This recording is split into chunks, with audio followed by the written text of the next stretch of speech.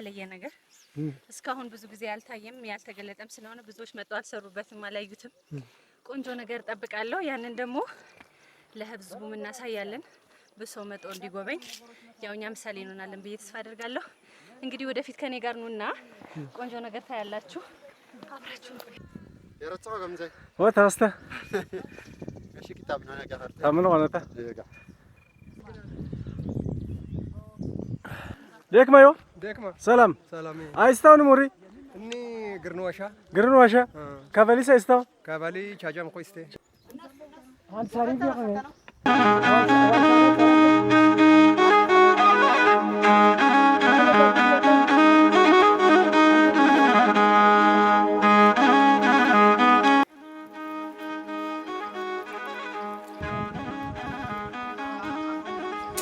ሰው ማቅ ያለበት ለወደፊቱ ደግሞ ትልቅ ጸጋ የቱሪስት መስህብ ማዕከል ሊሆን የሚችል ቦታ ነው።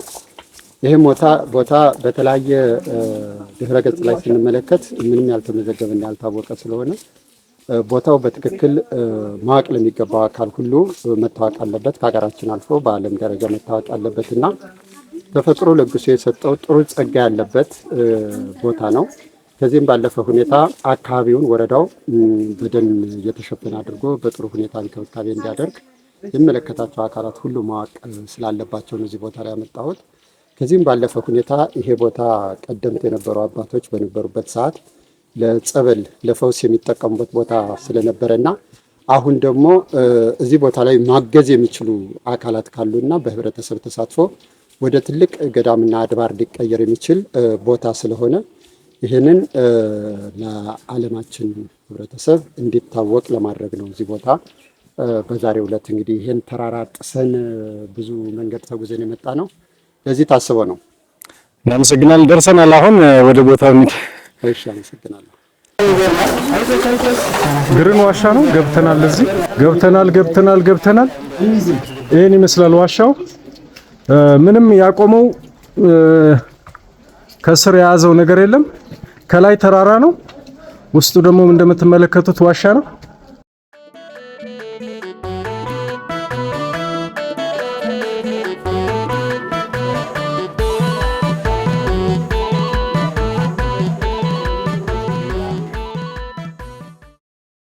በጣም የሚገርም አካባቢ ነው።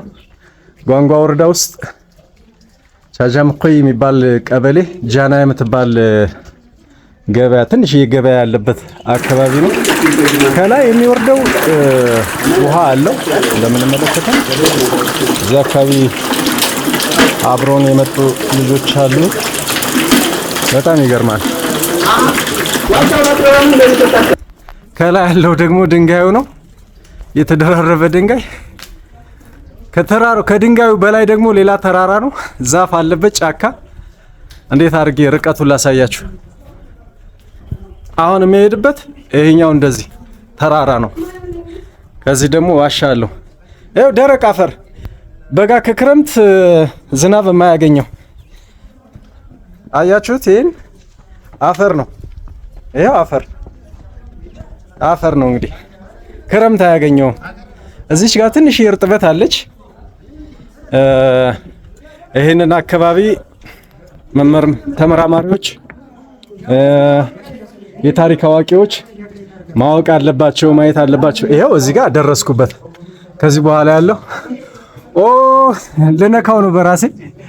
አይገርምም? ወደዚህ ደግሞ ሌላ ዋሻ። ይሄው ዋሻ ብርሃን አለው። አስገንዱ ጥያት ካንጫውን አላ ካንታ ያለ የሚገርም እኮ ነው። እንግዲህ ሰው የቁብቻውን ነው የሚኖረው እኮ በጣም የሚገርም። እኔ የምለው በዚህ አኗኗራችን ተፈጥሯችን አይገርምህም? ያለምንም ጣሪያ ምንድነው ቋሚ የሚደግፈው ሳይኖር ተራራው ብቻውን እንደዚህ መኖር እንዴት ትገልጸዋለህ አንተ ራስህ?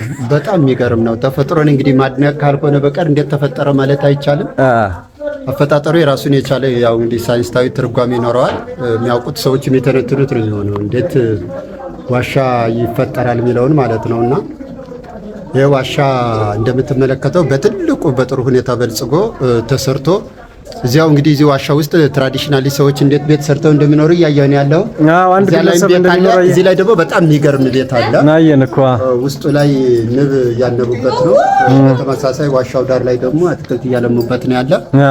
ቀጣይ ላይ ደግሞ የሚመለከተው አካል በዘርፉ ላይ የሚሰራ ሰው አውቆት ይሄ ነገር በጥሩ ሁኔታ በልጽጎ ቢሰራ እጅግ በጣም ትልቅ የቱሪስት መስህብ የሚሆን ቦታ ነው እና በጣም የሚገርም ነው። ሁሉም ሰው ይሄን ቦታ መጥቶ ማየት አለበት። እዚህ ጋር ደግሞ ተራራውን ወይም ደግሞ ዋሻውን ዙሪያውን የያዘውን ነገር እያየን ነው፣ እየተመለከትን ነው። ልዞረው ነው ይሄኛውን አንድ ባላ አገኘው። አሁን ባላ የሚመስል ነገር በጣም ይገርማል ቤተሰብ። ይህ ጠቆር ብሎ የሚታየው ዋሻውን ቀጥ አድርጎ የያዘው ይመስላል። ይሄው ዞርኩት። ያ የሌሊት ወፍ አለች እዚህ ጋር ወደ ውስጥ ገባ ማለት ነው። በጣም ገርሞኛል። አቧራማ ስፍራ ነው። አካባቢውን በጣም እንዴ እስኪ አብራ የሚገርመው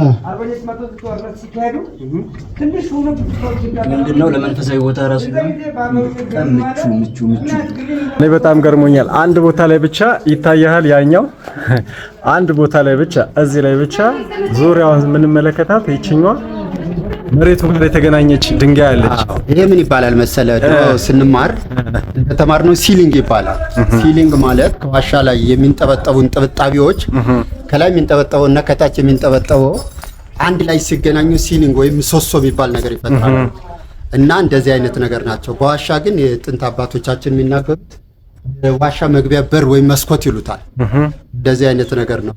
እንግዲህ ከዚህ ቀደም ስናይ ከነበር ነው ከፍተኛ እንክብካቤ ስላልተደረገለት ወደ መሻገሪያ ዋሻ የሚያስገባ መንገድ ነበረ። አሁን በአቧራና በድንጋይ ተደፍናል።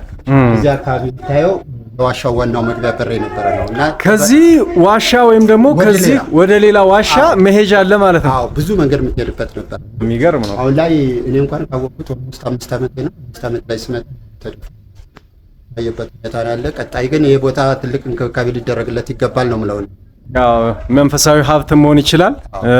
ደግሞ የሚመለከታቸው የተፈጥሮ ሀብት ተንከባካቢዎች፣ ዋሻ አጥኞች፣ አንትሮፖሎጂስቶች፣ ባህል አዋቂዎች መጥተው ዩኒቨርሲቲዎች ትልቅ ጥናት ማድረግ እንዳለባቸው ነው። ከዚህ ባሻገር ደግሞ እዚህ አካባቢ ላይ በትልቁ መሰራት አለበት ብዬ ማስበው የአካባቢው ህብረተሰብ ስለ ቱሪስት መስህብ ብዙም ስለማያውቅ አካባቢውን መንከባከብ ላይ ከፍተኛ ችግር ነው ያለ።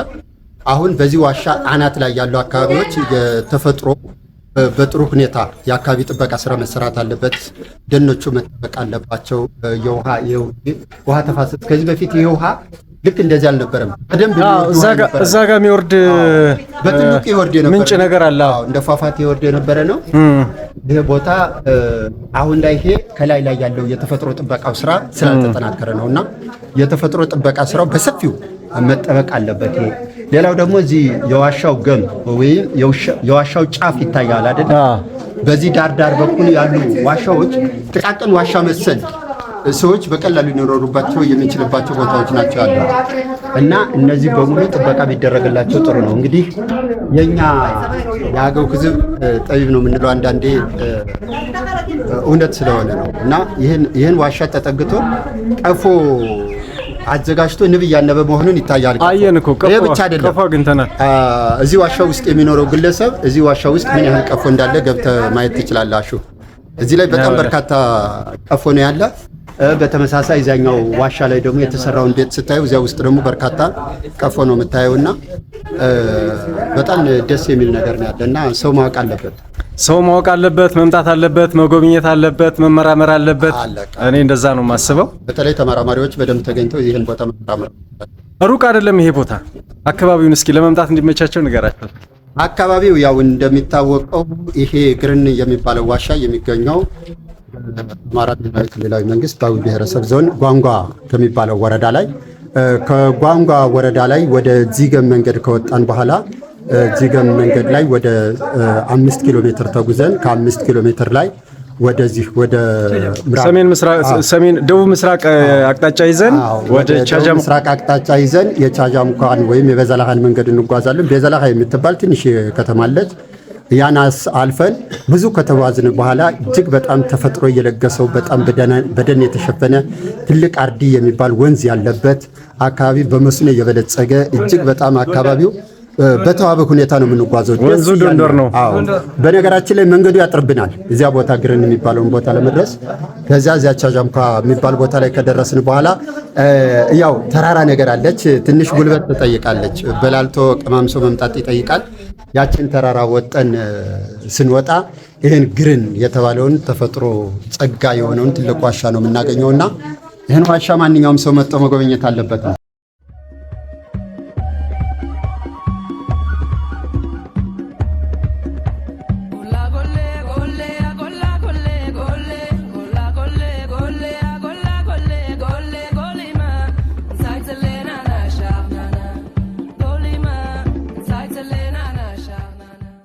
አካባቢ ወደፊት ወይም ደግሞ ለአካባቢው የተመረጡ ሰዎች ይሄን ሊያለሙት ይችላሉ። ለመንፈሳዊነት ቦታ ሊጠቀሙበት ይችላሉ። በጣም ደረቅ አካባቢ ነው። ይሄ እንትኑ ነው ጣሪያው ማለት ነው የምንመለከተው። ይሄ ጣሪያ ነው። ታቹ ደግሞ ይሄው አቧራ ነው። የአውሬ ዱካ ምናምን ያየው ደረቅ በቃ። እዚህ ደግሞ የአካባቢው ተወላጅ አንድ ሰው መኖሪያውን እዚህ እንዳደረገ እየነገሩን ያለው ኑሮውን ቤቱን እዚህ አድርጎታል። ይሄው ቤቱ ቁልፍ አለው። ቤቱ እዚህ ዋሻ ውስጥ የሚኖር ሰው አለ። በሚገርም ሁኔታ አስገራሚ ነው። በጣም አስደናቂ ነው። እጅግ አስደናቂ የሆነ ነገር እያየን ነው። ሀገራችን ታይቶ የማይጠገቡ በጣም በርካታ መንፈሳዊ የሆኑ ቦታዎች፣ የተፈጥሮ ሀብቶች፣ ሰው ሰራሽ ሀብቶች፣ ገዳማት አሉባት አዊ ብሔረሰብ አስተዳደር ጓንጓ ወረዳ ነው የምንገኘው። በጣም ያስገርማል። ወደዚህ ደግሞ ስንዞር ፊት ለፊት ተራራው ነው ሰፈሩ፣ መንደሩ።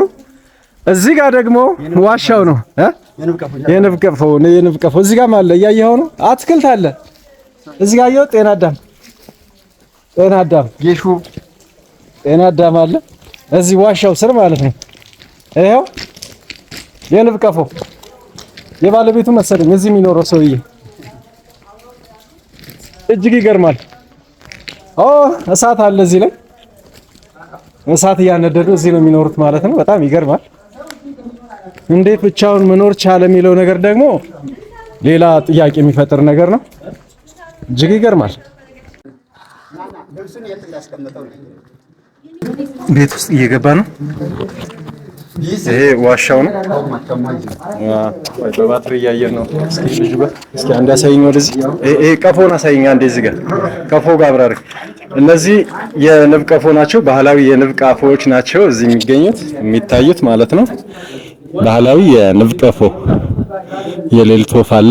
በጣም ሩቅ ነው። እዛ ባትሪ የሚያሳይበት አካባቢ ላይ የሚኖርበት ሰውየው ይሄኛው ነው። እዚህ ልብስ እየቀየረ ነው። ዋሻውን መኖሪያ ያደረገ አንድ ሰው አብራበት ስለተከታተለ ባህላዊ ልብስ ሊለብስ ነው። እዚህ ነው የሚኖረው ሰውየው። አስገራሚ ነው እጅግ። ሰው ብቻውን እዚህ የሚኖርበት አካባቢ ላይ እኔ ገርሞኛል። ብቻ በጣም አስገራሚ እጅግ አስገራሚ የሆነ ነገር ነው እያየን ያለ ነው።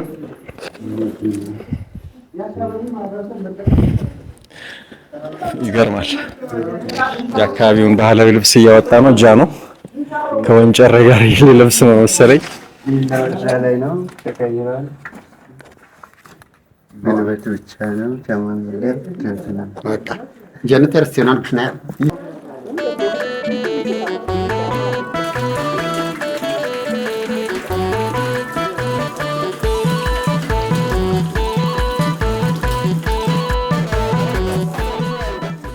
ቤተልሔም አዳሙ የ2017-18 የአዊ ብሔረሰብ አስተዳደር አምባሳደር።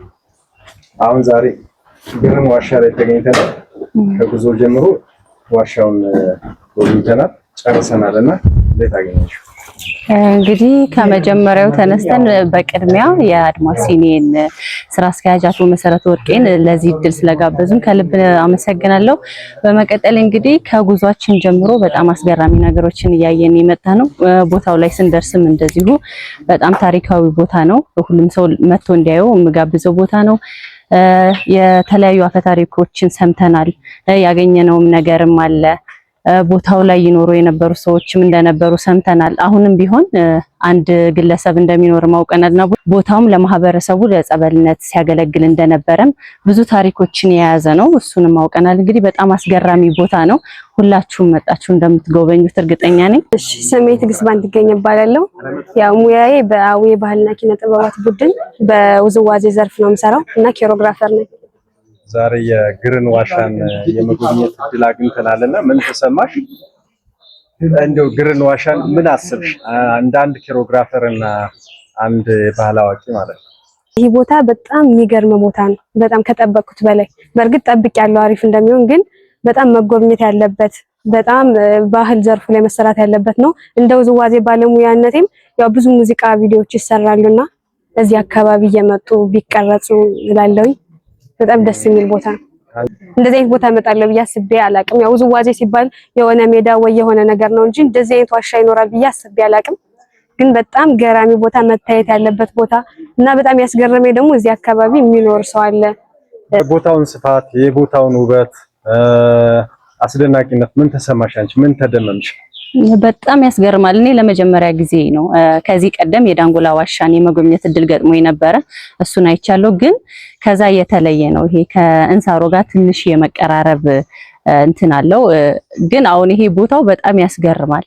እንደምታዩት ነው። ውስጡ ላይ ወደዚህ ስንገባ የነበረው የጣራው ከለር ደግሞ በጣም አስደንቆኛል። ጎልደን ከለር ነው ያለውና በጣም የሚያስገርም ነው። እሱ በጣም አስደንቆኛል። እንግዲህ እኛም መተን አይተነዋል። ቦታው ሰላማዊ ነው። መጣችሁ ብትጎበኙት የምታተርፉ እንጂ የምትጎዱበት ምንም አይነት ነገር አይኖረውም። የአካባቢው ማህበረሰብም እጅግ በጣም ደግ ነው። እኛ ስንመጣ ጀምሮ እቃችንን ከመያዝ መንገድ ከማሳየት ከመምራት አልፎ በጣም ብዙ ነገሮችን አድርገውልናልና የአካባቢው ማህበረሰብም በጣም ደግ ነው። ብትመጡ እንደኛ በፍቅር ተቀብለው ታሪኩን ማሳይተው አስተዋውቀው ሁላችሁም እንግዲህ ይሄንን ቦታ ጎብኝታችሁ እንድትሄዱ ይረዷችኋል ብዬ አስባለሁ። እንግዲህ መጣችሁ እንደኛ ይሄንን ቆንጆ የሆነ ታሪካዊ ቦታ ጎብኙላለሁ።